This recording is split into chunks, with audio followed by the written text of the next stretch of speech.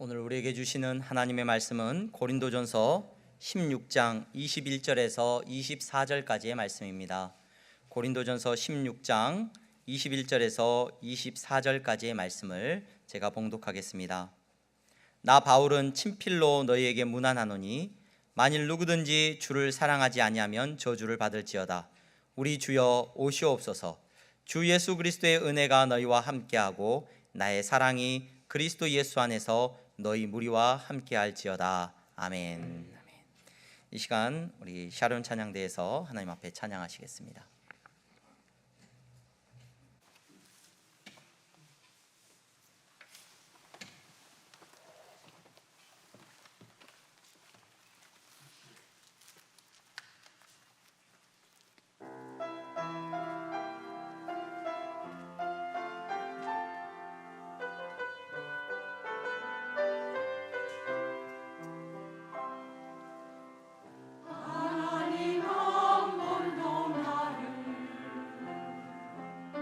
실망시킨 적 없으시고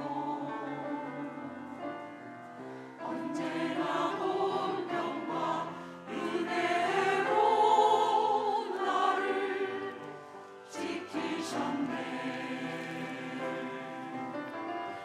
오신실하신 주,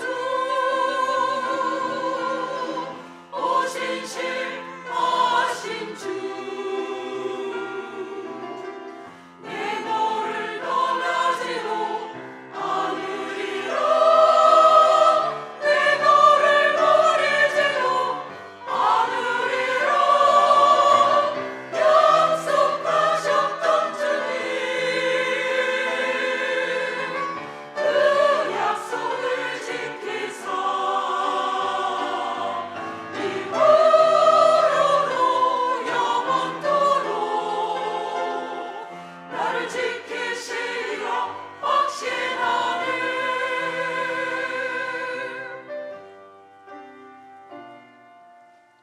지나온 모든 세월들 돌아보아도 그 어느 것 하나 주의 손길 안 미친 것 전혀 없네. 오신실하신 주, 오신실하신 주, 내 너를 떠나지도 않으리라. 내 너를 버리지도 않으리라. 약속하셨던 주님, 그 약속을 지키사 이후로도 영원토록 날 지키시리라 확신하네. 이후로도 영원토록 나를 지키시리라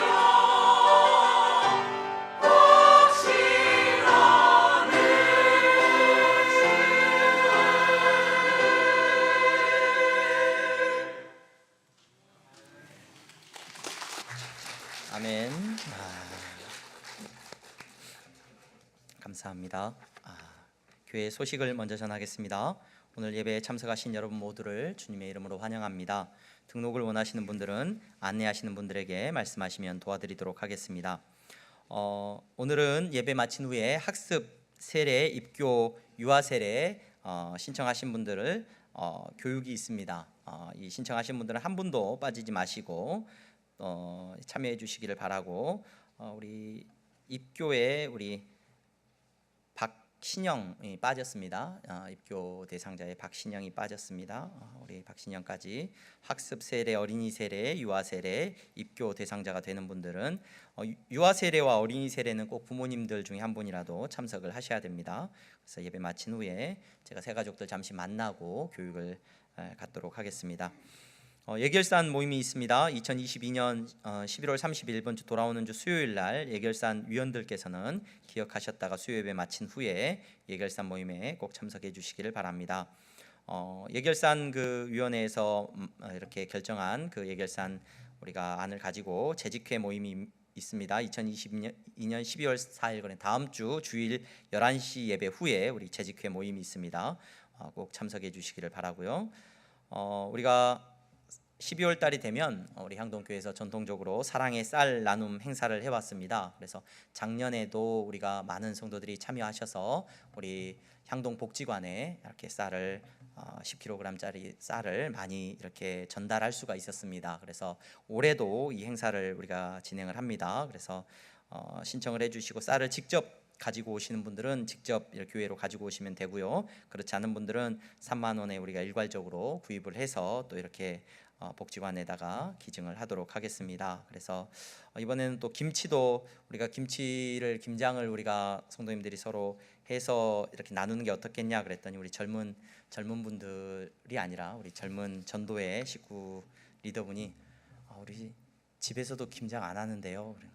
그래서 네.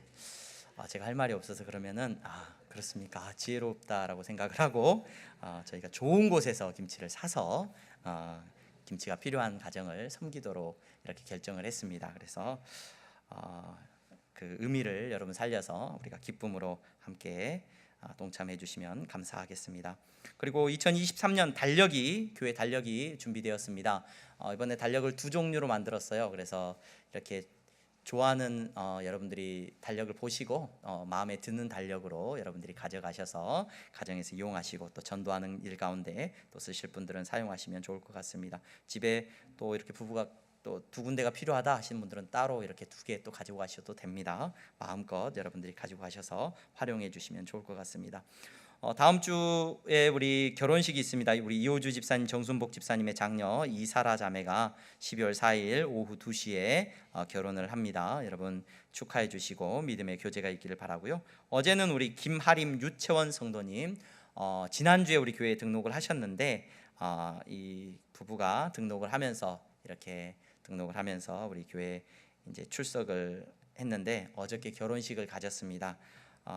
이렇게 축복하고 어제 왔는데 너무 아름다운 가정. 오늘은 아마 신혼여행을 간 것 같아요. 그래 신혼여행을 갔다가 아마 다음 주부터 우리가 예배 가운데 나올 것 같습니다. 많이들 축하해 주시기를 바랍니다.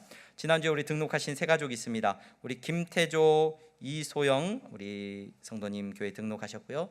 아드님하고 같이 오셨죠? 예, 같이 한번 지난주에 일어나셨지만 한 번만 더 일어나 주시면 우리가 같이 인사를 하면 좋을 것 같습니다. 우리 잠깐만요. 박수 좀 아꼈다가 칠게요. 네. 우리 염경선, 유성희 성도님, 우리 염재윤 학생까지 우리 아버지하고 아들 우리 염경선 우리 성도님하고 염재윤 학생 같이 온 것 같아요. 네, 그리고 또 우리 말씀드렸던 김아림, 유채원 우리 성도님은 결혼식 하셨고요. 그다음에 오늘 등록하신 분 가정 계십니다. 정현진, 박수연 성도님 가정인데요. 어디 계시나요? 혹시? 예, 감사합니다. 잠깐 일하시면 우리 박수로 하나님 앞에 환영하고 축복하는 시간 같습니다. 네, 감사합니다. 네, 향동교회 안에서 기쁨으로 신앙생활 하실 수 있기를 바랍니다. 우리 옆에 분들 보면서 인사 한번 하겠습니다. 잘 나오셨습니다. 잘 나오셨습니다. 잘 나오셨습니다. 성탄 트리를 예쁘게 밖에 장식을 했습니다.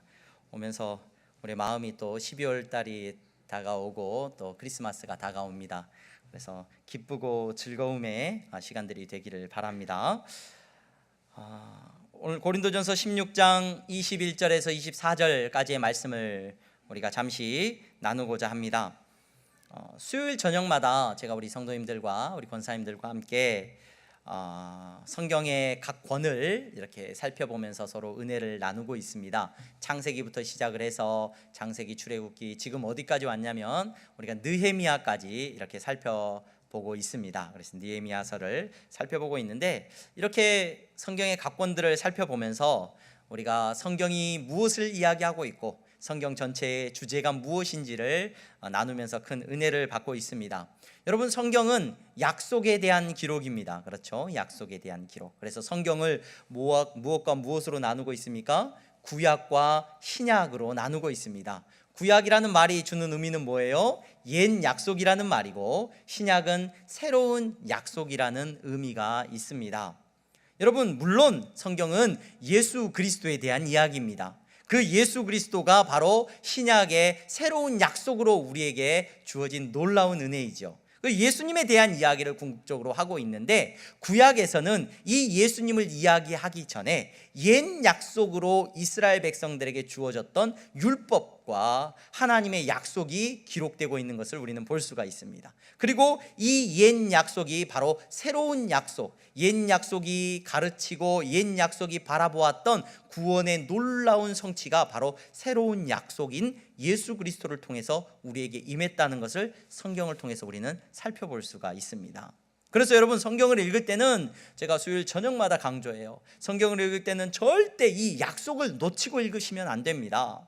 구약 성경을 읽을 때는 반드시 이 옛 약속을 율법이라고 하는 하나님께서 주신 이스라엘 백성들과 맺으신 이 언약이라는 것을 절대로 놓치고 읽으면 안 됩니다 라고 말씀을 드립니다. 그래서 히브리어 성경을 보게 되면, 원어로 된 히브리어 성경을 보면은 창세기, 출애굽기, 레위기, 민수기, 신명기까지의 내용을 토라라고 불러요. 토라.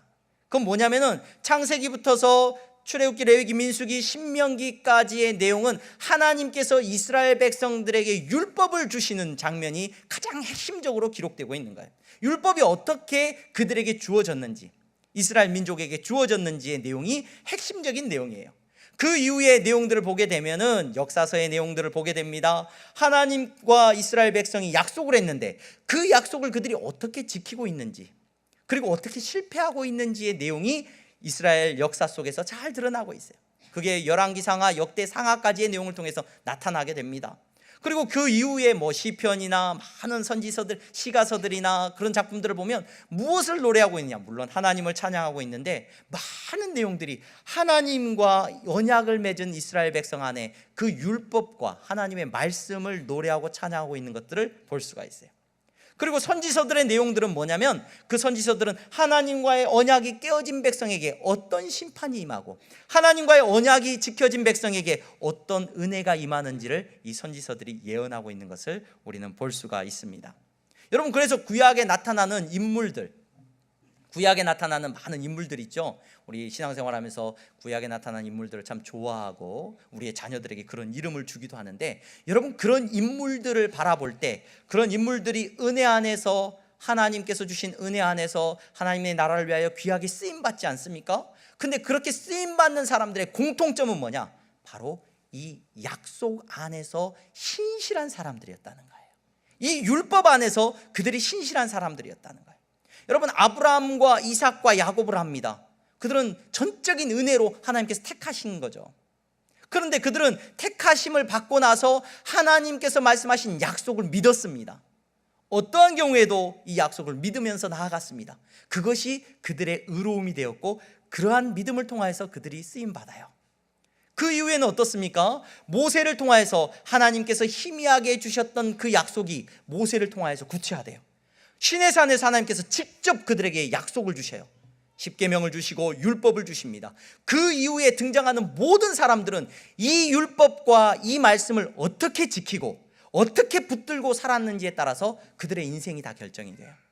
성품이 좋아서, 그가 어떤 능력이 있어서 성경이 그를 집중하는 것이 아니라, 구약 성경에 등장하는 모든 인물들은 다 하나님과의 약속 안에서 그들이 어떻게 살았는가, 이것이 핵심이에요. 요셉은 어떻게 살았습니까? 그 약속을 믿고 자기 뼈라도 가나안 땅에, 약속의 땅에 들어가기를 원했어요. 여호수아는 그 약속을 붙들고 나아가면서 전쟁할 때, 그 약속을 믿고 전쟁할 때 승리가 왔습니다. 사사들의 시대는 어떠했습니까? 사사라는 말은 샤파트라는 말에서 왔어요. 샤파트는 재판하다라는 말이에요. 사사들은 삼손 같은 사사들을 보니까 우리 전쟁하고 싸움하는 사람들로 생각을 하기 쉬운데, 성경에 나오는 사사들, 우리가 기드온, 삼손, 이런 인물들은 뭐 하는 사람들이냐면 샤파트하는 사람들이에요. 재판하는 사람들이에요. 여러분, 재판하는 사람들에게 뭐가 있어야 됩니까? 반드시 있어야 되는 게 법전이 있어야 돼요. 법이 있어야 돼요. 그래서 사사들에게 가장 주어진 중요한 임무는 하나님의 법을 그 백성들에게 가르치고 지키도록 인도하는 것이 사사들의 책무였어요. 그 일을 잘 감당하면 훌륭한 사사가 되는 거예요. 하지만 그렇지 못하면 무너지게 됩니다. 여러분, 사사들의 시대가 끝납니다. 왕들의 시대가 찾아옵니다. 여러분, 다윗을 훌륭하다고 말해요. 왜 다윗을 훌륭하냐? 막 노래를 잘하고 다윗이 지혜롭고. 아니요, 다윗은 하나님의 율법을 간절하게 붙들고 자기 뜻대로 왕이 되는 것이 아니라, 자기 뜻대로 나라를 다스리는 것이 아니라 하나님의 뜻대로 그 나라를 섬기기를 원했어요. 하나님의 법대로. 그래서 다윗이 지은 시편들을 보면 하나님의 율법과 하나님의 언약과 하나님의 말씀을 얼마나 그가 사랑한다라고 노래하고 있는지 몰라요. 여러분, 솔로몬을 잘 압니다. 솔로몬이라는 인물은 어떤 인물입니까?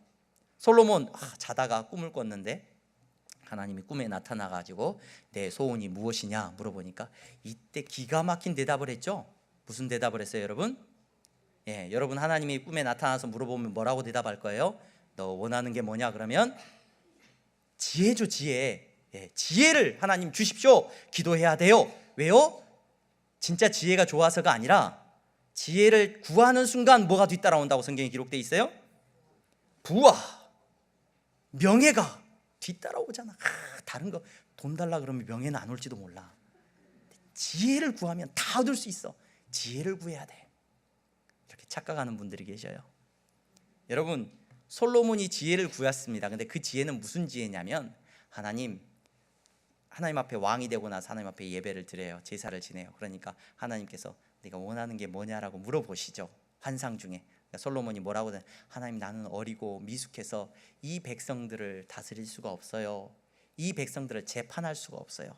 하나님, 저에게 지혜를 주셔서 하나님의 말씀을 깨닫게 하셔서 이 백성을 바르게 판결할 수 있게 해주세요. 그게 지혜예요. 그러니까 솔로몬에게 필요한 건 뭐냐면 하나님의 율법이에요. 하나님의 법이에요. 그 법이 잘 알아지는 거예요. 그 법을 깨닫게 되는 거예요. 그래서 하나님의 법대로 내가 이 백성을 다스리기를 원합니다라고 간구한 거예요. 그래서 하나님이 솔로몬을 그렇게 귀하게 보신 거예요. 여러분, 이후에 왕들의 성공과 실패는 다 어디에 달려있냐? 여기에 달려있어요. 하나님의 법을 알고 하나님의 언약과 약속을 알고 그 약속을 잘 지키느냐? 그러면 성공한 왕이 돼요. 그렇지 못하면 실패한 왕이 됩니다. 그 이후에 선지자들이 나옵니다. 우리가 알고 있는 것처럼 왕들이 실패하고 나라가 기울고 엘리야가 나오고 엘리사가 나오고, 이 사람들의 모든 사역도 뭐냐면 하나님과의 약속이에요. 그 백성에게 약속을 깨달아 알기를 원해요. 또 에스라나 느헤미야, 아니 그 이전에 다니엘과 에스더, 나라가 멸망해버렸습니다. 이방 나라로 끌려갔습니다. 그 끌려간 가운데서도 그들이 어떻게 그렇게 귀하게 쓰임받고 그들이 존귀하게 영광을 받느냐? 믿음이 좋아서. 맞죠? 무슨 믿음이냐? 그 약속을 그들이 얼마나 신실하게 붙들고 있느냐예요. 다니엘이 그러했습니다. 에스더가 그러했습니다. 그 땅으로 돌아왔습니다. 느헤미야와 에스라가 무엇을 붙들고 있었느냐? 그들이 꿈이 있었다, 비전이 있었다? 아니요. 하나님, 이 백성이 하나님의 말씀에 순종하면 하나님이 우리를 지키신다고 했지 않았습니까? 우리가 율법을 지키면 하나님이 우리를 보호하신다고 하지 않으셨습니까? 그래서 그 율법을 지키고 그 법을 따라서 성전을 세우고 예루살렘을 다시 회복하기를 간절히 원했던 사람들이라는 것을 우리는 구약의 내용을 통해서 볼 수가 있어요. 그러니까 구약의 인물들을 바라볼 때 여러분 놓치지 마셔야 되는 게 있어요. 모든 성경을 읽을 때 여러분 다른 것이 아니라 하나님의 약속을 그들이 어떻게 붙들고 살았는지를 우리는 주의해서 볼 수 있어야 돼요. 이 약속이 희미한 약속이었어요. 그들은 그 율법이 자기들에게 구원을 줄 수 있다라고 믿었지만 그 약속은 그들이 감당할 수가 없는 약속이었죠. 그래서 하나님께서는 그들에게 새로운 약속을 허락하십니다. 새 언약을 허락하십니다. 그 새 언약이 누구를 통해서 우리에게 주어졌습니까? 예수 그리스도를 통해서. 그래서 신약에는 이제 하나님의 새 약속이신 예수 그리스도가 이 땅 가운데 오심으로 말미암아, 신약에서는 무슨 얘기예요? 새 약속이신 예수님하고 어떤 관계를 맺었느냐? 여러분, 바리새인과 사두개인들과 많은 유대인들이 옛 약속을 여전히 붙들고 있었습니다. 하지만 그 사람들이 저주받은 인생이라고 말을 했어요. 구약의 기준으로 따르자면 그들은 복받은 사람이어야 되고 다윗이나 다른 어떤 인물들처럼 존경을 받아야 되는데, 여러분 신약에 보면은 그들은 저주받은 인생이에요. 왜냐? 새로운 약속으로 이 땅에 오신 예수 그리스도를 놓쳤기 때문에 그래요. 그래서 예수님의 제자들이나 많은 사람들이 이 새 언약으로 오신 예수 그리스도를 믿고 붙들고 살아감으로 인해서 그들은 하나님의 자녀가 되고 하나님의 영광 가운데 동참하게 되는 놀라운 은혜를 누리게 됩니다. 이것이 신약의 내용이에요. 신약의 내용. 자, 그런데 이 땅에 오신 예수님께서 우리와 함께 영원히 우리 눈에 보이고 지금도 우리와 함께 계시면 참 좋겠는데, 예수님께서는 죽음의 권세를 이기시고 부활하시고 승천하셨습니다. 우리 눈에 보이지 않아요.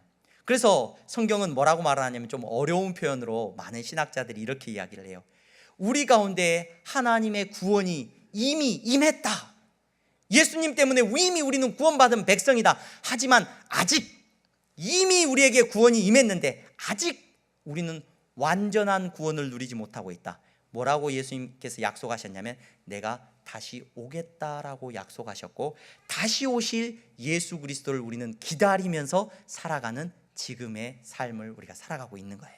그러면 자, 여러분, 구약과 신약이 등장하는 그 수없이 많은 사람들이, 하나님 나라의 백성들이 약속 안에서 살아가는 사람들이었어요. 그렇다면 오늘 이 자리에 나와서 예배드리는 여러분, 저와 여러분들은 어떤 약속을 붙들고 살아가는 사람들입니까?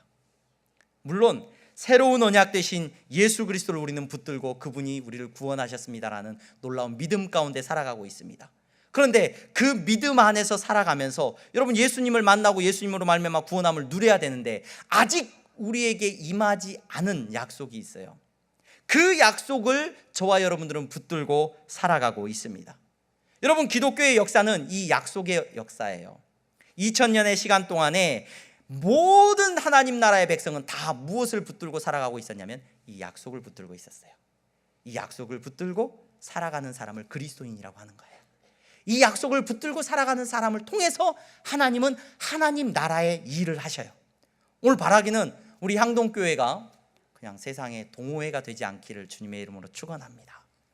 그냥 사람들이 모여가지고 인사하고 교제하고 뭐 친구 되고 그런 동호회가 아니기를 간절히 소망합니다. 교회가 하나님 나라의 공동체가 되기를 소망합니다. 하나님 나라의 일을 할 수 있기를 간절히 소망합니다.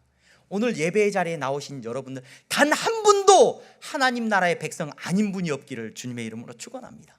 성경 속에 등장하는 모든 믿음의 주인공들처럼 하나님 나라를 위하여 귀하게 쓰임받는 믿음의 가문들이 다 되기를 간절히 소망합니다. 여러분, 그런데 이러한 삶을 살아가는 성도들은, 이러한 삶을 정말로 이러한 사명을 감당하는 교회들은 다 무엇을 붙들고 있느냐? 약속을 붙들고 있어요. 이 약속 안에서 신실한 사람들이라는 겁니다. 오늘 저와 여러분들이 고린도전서 16장의 마지막 부분을 함께 읽었습니다. 오늘 이 마지막 부분을 살펴보면서 여러분, 저와 여러분들에게 허락하신 이 약속을, 바울이 고백하고 있는, 바울이 지금 드러내고 있는, 붙들고 있는 이 약속을 저와 여러분들이 살펴볼 수 있는 은혜가 있기를 간절히 소망합니다. 고린도 교회에게 사도 바울이 편지를 썼습니다. 그런데 고린도 교회에 편지를 쓰는 바울이 직접 편지를 쓰지는 않았어요. 오늘날은 우리가 메일을 보낸다거나 문자를 보낸다거나 하면서 직접 쓸 수 있지 않습니까? 얼마나 쉽게 보낼 수 있습니까? 연락을 주고받을 수 있어요. 볼펜도 있고 뭐 좋은 펜도 있어서 글을 얼마든지 좋은 종이에다 쓸 수 있습니다. 이 당시만 해도 그런 종이나 펜 자체가 많이 없었죠. 그래서 글을 쓰는 게 굉장히 중요한 기술이었습니다. 그래서 편지를 대신 써주는 것이 굉장히 중요한 업무 가운데 하나였어요. 바울도 자기가 하고 싶은 말을, 고린도 교회 성도들에게 하고 싶은 말을 대피를 시킵니다. 기술적으로 글을 잘 쓰는 사람에게 대피를 시켰어요. 그래서 오늘 우리가 읽은 본문에 보면은 바울이 대피를 다 시킨 다음에 마지막 부분에 보니까 16장 21절에 뭐라고 기록이 되어 있냐면, 나 바울은 친필로 너희에게 문안하노니, 이렇게 되어 있어요. 자, 이제 편지를 쓰고 그래서 인사를 다 해요. 그래, 내가 이제 다음에 가서 보자라고 인사를 하고 다 한 다음에 갑자기 이제 바울이 잠깐만 펜 좀 줘볼래? 그러는 거예요. 잠깐만 펜 좀 줘봐. 이제부터는 내가 마지막 인사를 해야 되겠어. 그래서 편지의 마지막에 이렇게 적고 있는 거예요. 내가 지금 친필로, 내가 직접 적고 있어요. 여러분, 고린도 교회 성도들에게 편지를 하면서 내가 직접 적고 있습니다. 여러분, 뭐라고 적고 있겠습니까? 마지막 부분에 보면은 주 예수 그리스도의 은혜가 너희와 함께하고 나의 사랑이 그리스도 예수 안에서 너희 무리와 함께할지어다. 그들을 사랑하고 축복하는 마지막 인사를 그가 직접 적는 거죠. 직접 적는 것이 의미가 있죠. 그런데 이 인사를 하기 전에 22절 말씀에 보면은 아주 이상한 고백이 하나가 나옵니다. 만일 누구든지 주를 사랑하지 아니하면 저주를 받을지어다. 우리 주여 오시옵소서. 이렇게 고백을 해요. 여러분, 이 땅 가운데 살아가는 사람들은 이 말을 뭐 우리가 이상하게 해석할 필요는 없고, 모든 사람이 죄의 결과로 말미암아 저주 안에 있는 인생입니다. 그런 모든 저주받은 인생 가운데 어떤 사람이 저주받지 않은 인생이냐? 예수 그리스도를 믿고 예수 그리스도를 만나고 새 언약을 붙들고 살아가는 사람들이 바로 저주받지 않은 하나님 나라의 복받은 인생인 줄로 믿습니다. 여러분, 그렇게 바울이 고백을 하고 나서는 갑자기 오늘 이상한 말을 한마디 해요. 읊조림을 하고 있습니다. 우리 주여 오시옵소서. 우리 주여 오시옵소서. 여러분, 이것이 오늘 바울이 붙들고 있는 약속이에요. 언약이에요, 언약. 우리 예수님께서 부활 승천하시면서 약속하셨어요. 내가 다시 올게. 내가 다시 올 거야. 약속을 해주셨어요. 그리고 초대교회의 모든 성도들, 아니 교회의 역사 속에서 지금까지 교회는 무엇을 붙들고 있는 공동체냐? 바로 이 약속을 붙들고 있는 공동체예요. 이 말을 바울은 친필로 적으면서 아람어로 기록을 합니다. 아람어로. 직접 뭐라고 기록? 그 시대에 초대교회 성도들이 늘 자주 썼던 말로 기록을 하고 있어요. 이게 무슨 말입니까? 마라나타, 마라나타. 교회 다니신 분들이라면 한 번쯤은 들어보셨을까요? 마라나타라고 직접 쓰고 있습니다. 그 말 뜻이 뭡니까? 우리 주여 오시옵소서. 이게 초대교회 성도들로부터서 지금까지의 교회 역사 속에서 성도들이 붙들고 살아가고 있는 고백이라는 것을, 약속이라는 것을 저와 여러분들이 기억할 수 있기를 바랍니다. 여러분, 초대교회는 문제가 많았습니다. 힘든 일도 많았습니다. 정말로 그들의 삶 가운데 막 정말로 눈물 나는 일도 많았습니다. 여러분, 그 모든 삶을 걸어가면서 그들은 뭐라고 고백했어요? 주 예수여 오시옵소서 고백했습니다. 열심히 섬기면서, 여러분, 기쁨 속에서, 찬양 속에서, 절망 속에서, 때로는 불완전함 속에서 하나님께 고백했던 한 고백이 뭐냐? 마라나타였어요. 이 고백이 깨어있는 성도들의 고백인 줄로 믿으시기를 바랍니다. 여러분, 예수님께서 마지막 때 성도들을 향해서 깨어있으라고 그래요. 깨어있으라. 너희들 깨어있어야 된다. 잠들어 있으면 안 된다. 여러분, 깨어있는 게 뭘 말하는 거냐? 잠자지 않고 그냥 밤에도 나와서 교회에서 기도하고 매일 예배 드리고 나는 매일같이 깨어있어. 그래서 매일같이 막 설교 집에서 틀어놓고 막 그것이 깨어있는 거냐? 여러분, 기도하면서도 잠들어 있는 사람이 있고요, 직장의 삶의 자리에서도 늘 깨어있는 사람이 있습니다. 그 깨어있음의 기준이 뭐냐? 이 고백이 나오느냐 나오지 않느냐예요. 여러분, 삶의 기쁨이 이 순간이 찾아옵니까? 너무 좋아요. 너무 내 모든 일이 성공했고 너무 잘 나가요. 그 순간에 여러분, 저와 여러분들의 고백은 어떤 고백이어야 되느냐? 깨어있는 성도라면 마라나타예요. 주 예수여 오시옵소서. 이 고백이 여러분들의 자녀가 서울대 합격하는 그 순간에도 고백되어지기를 간절히 소망합니다. 여러분들이 로또를 당첨 맞았는데 로또 당첨 맞은 그 순간에도 깨어있는 성도라면 마라나타라고 고백하는 것이 여러분, 저와 여러분들의 마땅한 모습이어야 될 줄로 믿으시기를 바랍니다. 주 예수여 오시옵소서. 이것이 저와 여러분들의 고백인 줄로 믿습니다. 여러분, 어떤 섬김과 어떤 헌신의 자리에서도 이 고백을 잊지 마시기 바랍니다. 한 해 동안 여러분 수고 많으셨습니다. 너무 애쓰셨습니다. 한 해 동안 여러분들의 삶이 깨어있는 삶이었기를 간절히 소망합니다. 다시 오실 예수 그리스도를 기다리면서 여러분 사셨습니까? 아니면 삶의 성공 때문에, 삶의 기쁨 때문에 이 고백을 잃어버리고 사셨습니까? 삶의 분주함과 바쁨 때문에 이 고백과는 상관없는 삶을 사셨습니까?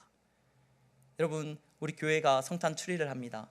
이거 왜 하는 거예요? 비싼 돈 들여서 성탄 트리를 하고 막 성탄 장식을 해요. 막 그거 왜 하는 겁니까? 막 분위기 좋으려고.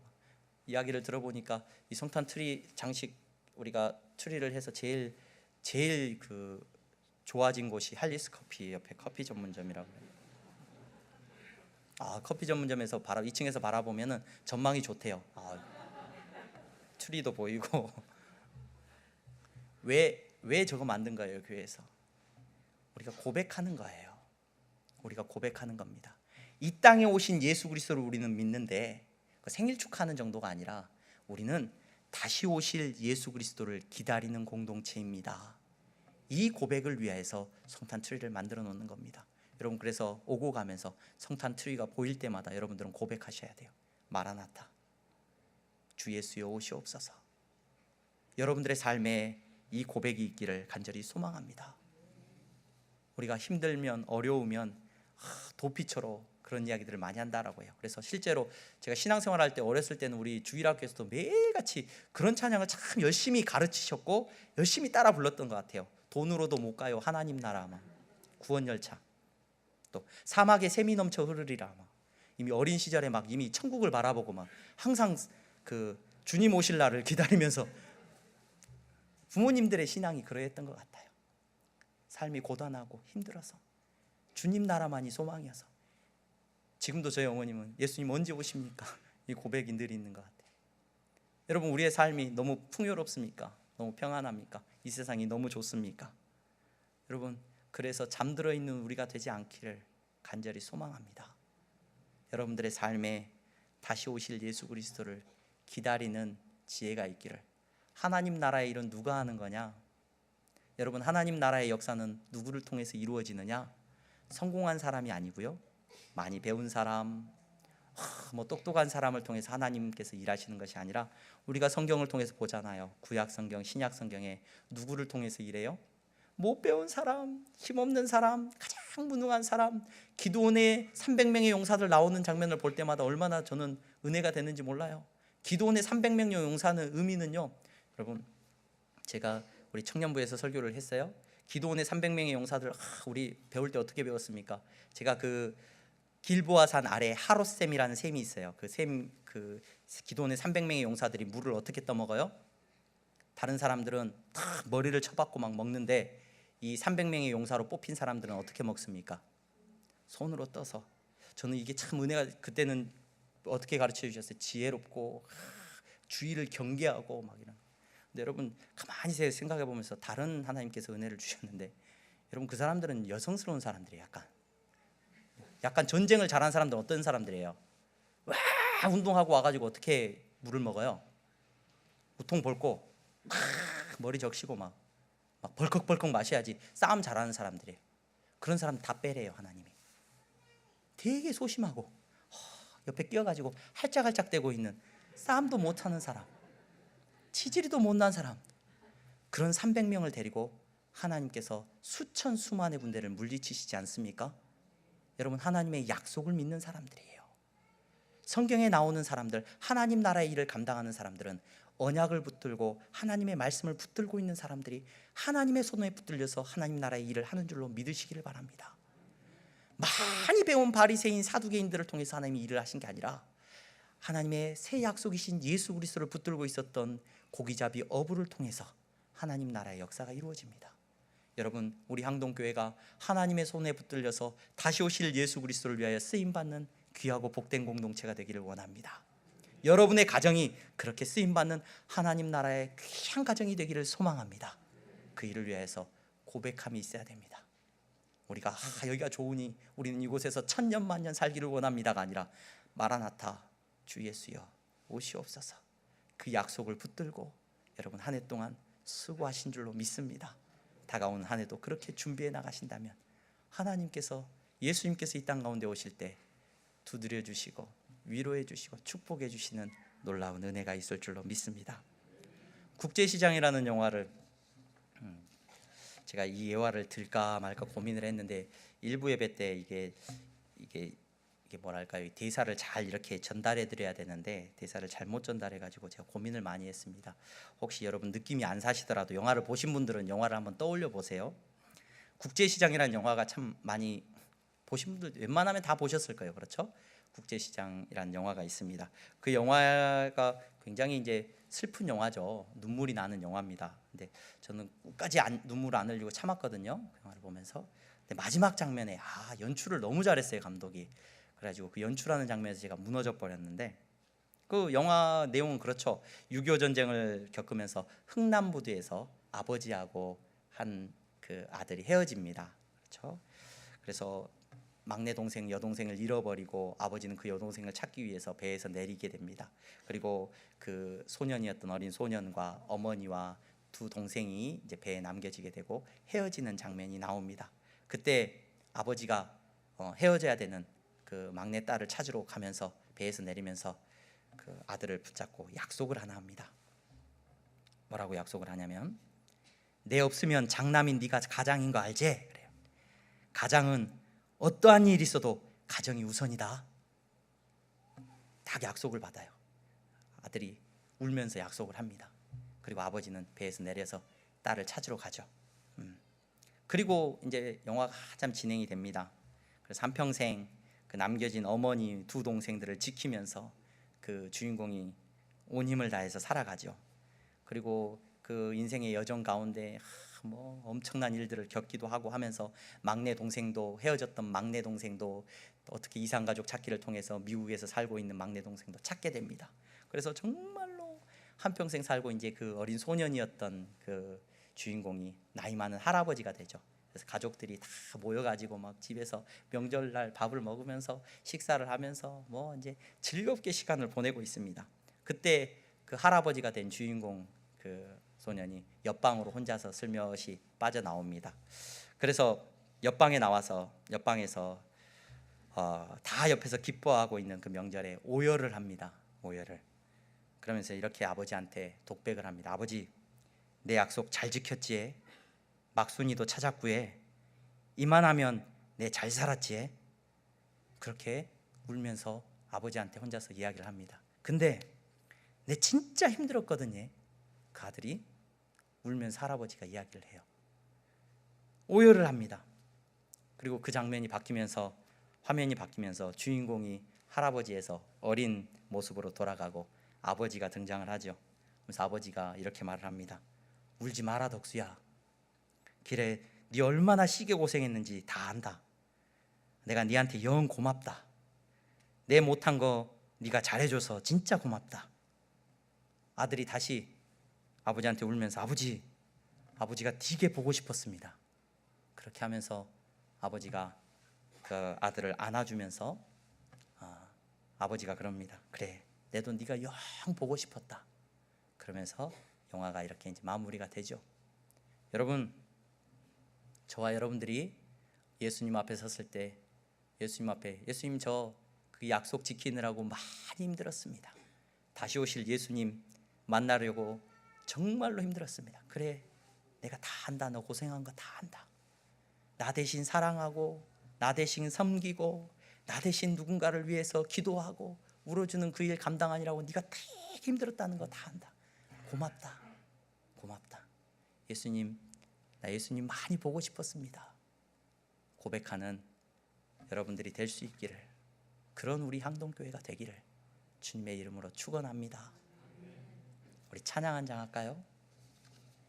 우리 마라나타 찬양 한 장 하겠습니다.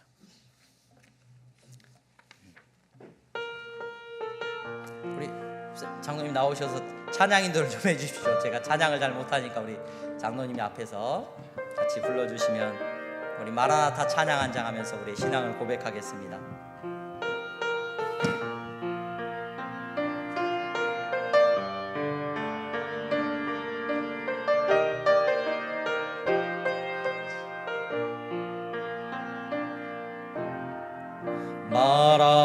마라나타 주 예수여 어서 오시옵소서. 땅의 모든 끝 모든 족속 주를 찬송하게 하소서.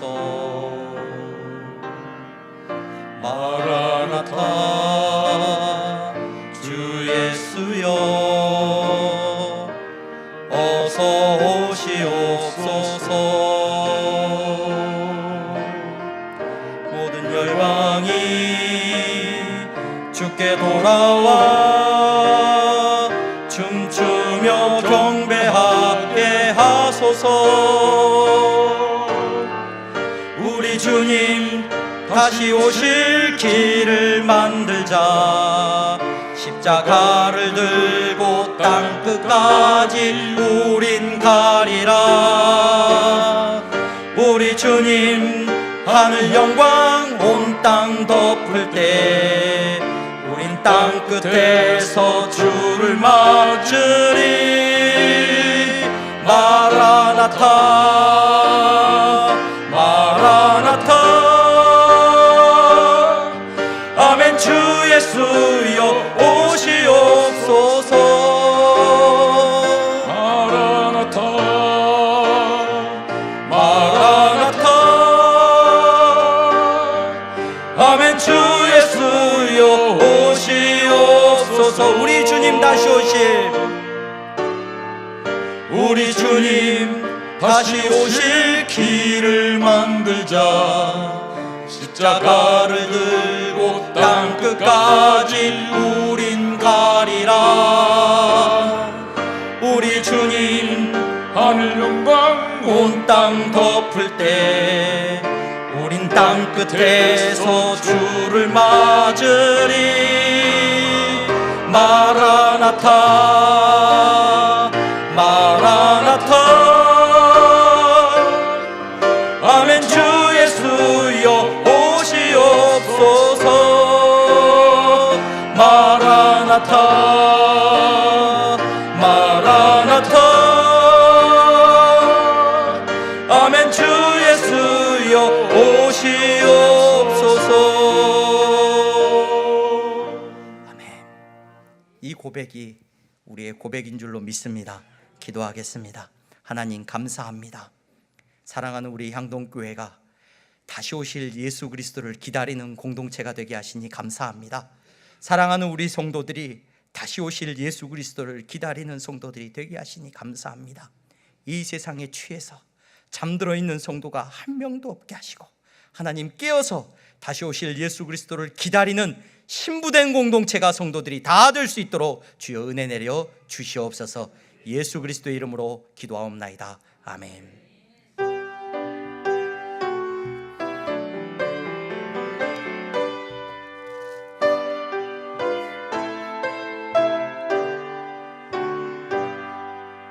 나의 생명 드리니 주여 받아주셔서 세상 살아갈 동안 찬송하게 하소서. 나의 보화 주여 받아주셔서 하늘나라 위하여 주 뜻대로 쓰소서.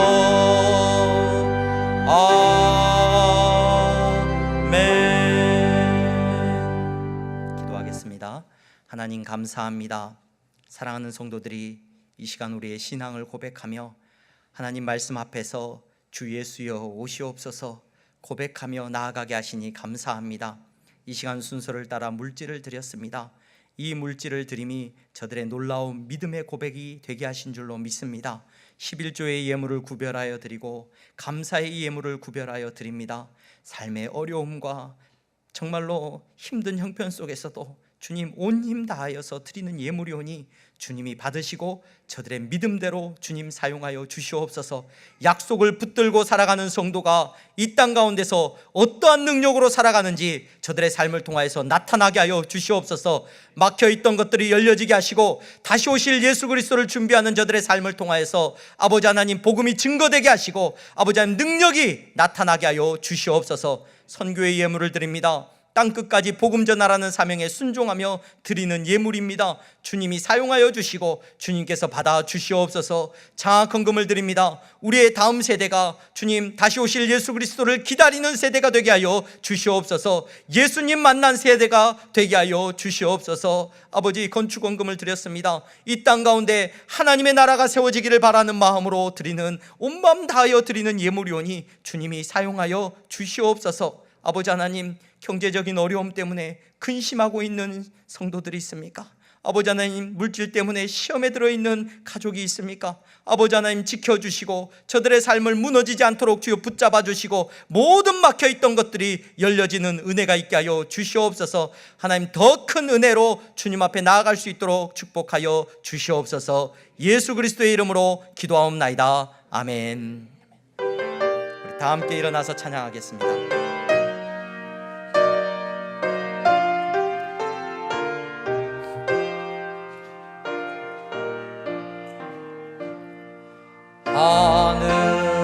하늘에 계신 아버지, 이름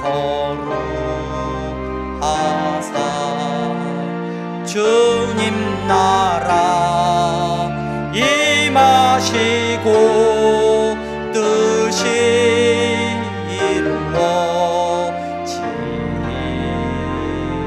이루어지이다. 일용할 양식 주시고 우리들의 큰 죄 다 용서하옵시고 또 시험에 들게 마시고 악에서 구원하소서. 대개 주의 나라 주의 권세 주의 영광 영원히